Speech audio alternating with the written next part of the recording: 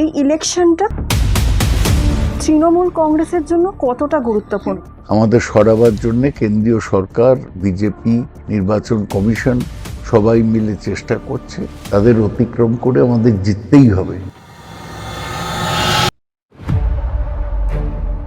এই মুহূর্তে সবচেয়ে বড় খবর, এমনিতেই যোগানের টান, মরার উপর খাড়ার ঘা। কাল থেকে দামি হচ্ছে এলপিজি। এই রিসেন্টলি এলপিজি গ্যাসের দাম বাড়ার জন্য মানুষের মধ্যে যে প্রভাব পড়েছে, সাধারণ মানুষ খুবই বিরক্ত। এলপিজি একই দাম বেড়েছে, তার উপর পাওয়া যাচ্ছে না, ভোটারদের হেনস্থা হচ্ছে, তার ফলে ভোটাররা ওদের বিরুদ্ধে যাবে। এবারের ইলেকশনে টিএমসির সব থেকে বড় চ্যালেঞ্জ কি বলে মনে হয়? এবার নির্বাচনের আগে উনি লক্ষ্মীর ভান্ডারের পরিমাণ বাড়িয়ে দিয়েছে, যুবসাথী চালু করেছেন, 1,500 টাকা দেবে। মমতা ব্যানার্জি যেটা বিশেষত্ব, টিএমসি নিয়ে অনেক সময় করাপশনের কথা ওঠে। টিএমসি বিরুদ্ধে কোনো দুর্নীতির অভিযোগ আদালতে প্রমাণ হয়নি, সুতরাং এটা কথার কথা। এগুলো তো কথাই ওঠে, তো কোনো প্রমাণ হয়নি। মানুষ আবার টিএমসিকে কেন ভোট দেবে?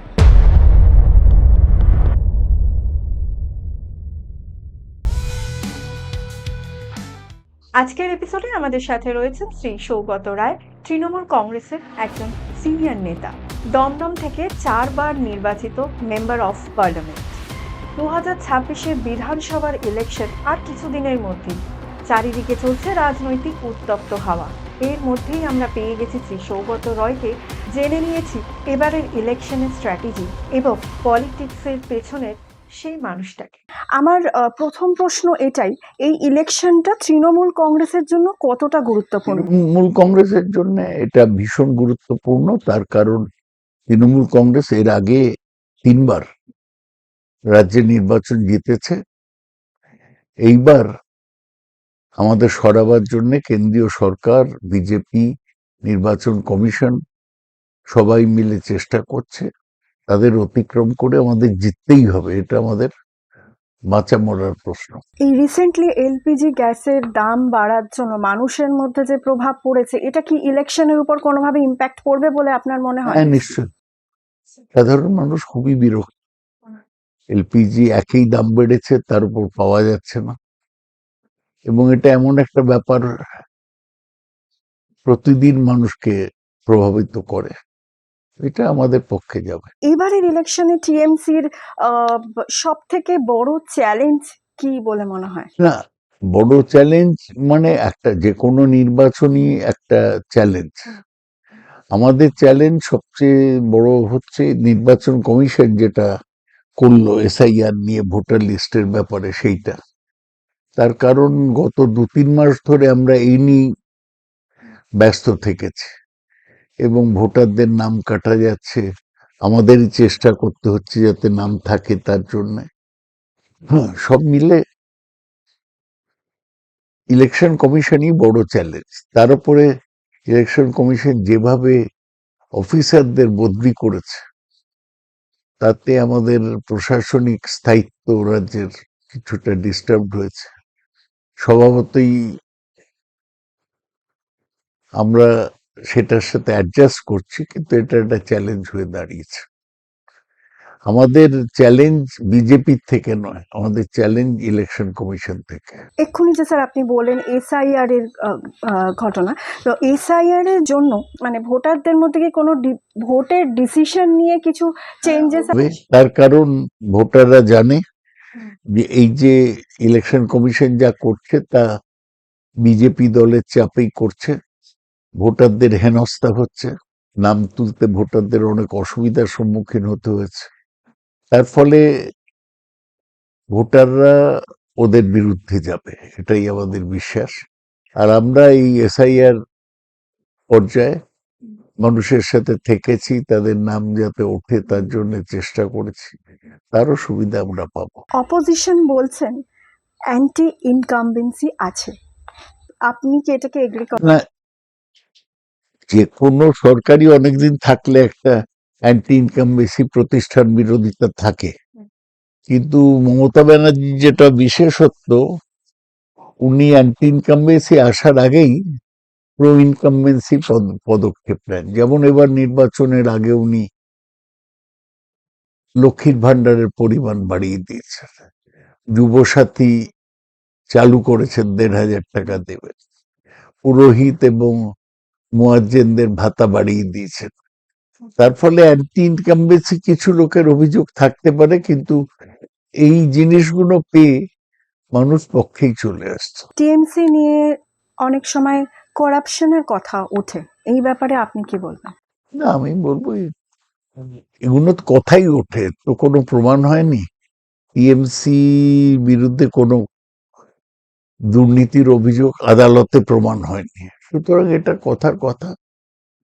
আমাদের পার্টির মধ্যে যেটুকু ত্রুটি বিচ্যুতি ছিল সেগুলো আমরা সংশোধন করে নিয়েছি। আপনি তো আশুতোষ কলেজে ফিজিক্স পড়াতেন, এখন মনে হয় ফিজিক্সের ফর্মুলা বোঝাতে বেশি ইজি নাকি পলিটিক্স?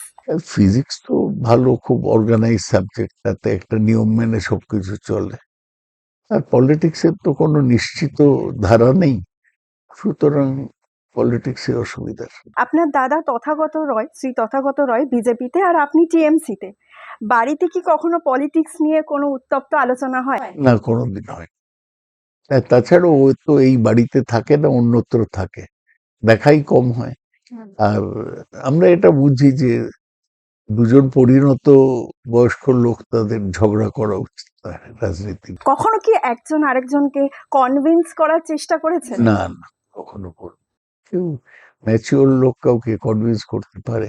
আমাদের দুটো লাইনে বলুন, মানুষ আবার টিএমসি কে কেন ভোট দেবে?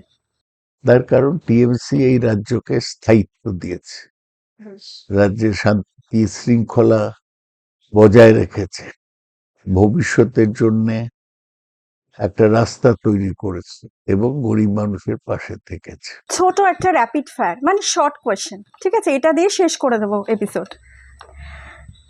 চা না কফি? চা। কলকাতায় আড্ডা নাকি দিল্লি ডিবেট? কলকাতার প্রফেসর লাইফ নাকি MP life? Professor life. Classroom প্রফেসরের ভূমিকা না পার্লামেন্টের জনপ্রতিনিধি ভূমিকা, কোনটা বেশি কঠিন? কঠিন। কোনটা বেশি টাফ? ক্লাসরুমের প্রফেসর। ফোনে বেশি আসে কমপ্লেন নাকি রিকোয়েস্ট? রিকোয়েস্ট। মিডিয়া না সোশ্যাল মিডিয়া, কোনটা বেশি পাওয়ারফুল? মিডিয়া। অপোজিশনকে এক কথায় বা একটা লাইনে? অপদার্থ।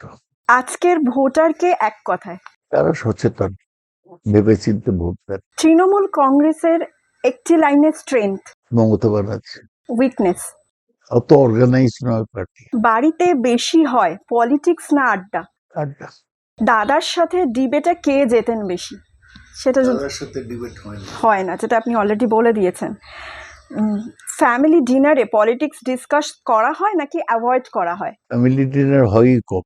চক বোর্ড নাকি মাইক আর স্টেজ? মাইক আর স্টেজ। আচ্ছা, স্টুডেন্টদের প্রশ্ন বেশি টাফ ছিল না জার্নালিস্টদের? স্টুডেন্টদের প্রশ্ন। যদি পলিটিক্সকে একটা ফিজিক্স ল দিতে হয় কি হবে? Every action has an equal and opposite reaction. এখন যদি একটা ছুটি পান, সেটা যদি আপনি রাজনীতি থেকে দূরে থাকেন, তাহলে কি করবেন ওই অবসর সময়টা? শুয়ে শুয়ে বই পড়বো। আপনার জীবন নিয়ে যদি একটা সিনেমা হয়, তাহলে হিরো কে হবেন? না, কি আর, আমি হব। Well said. অনেক ধন্যবাদ স্যার, অনেক ধন্যবাদ আপনার সময় দেওয়ার জন্য। মানে আমরা এইটুকু বুঝলাম যে রাজনীতির সব সমীকরণের পেছনে থাকে প্রত্যেকটি মানুষের একটি গল্প। আপনি সেটা শেয়ার করলেন, আপনার গুরুত্বপূর্ণ ওপিনিয়ন আমাদের সাথে শেয়ার করলেন, তার জন্য অনেক ধন্যবাদ। ধন্যবাদ।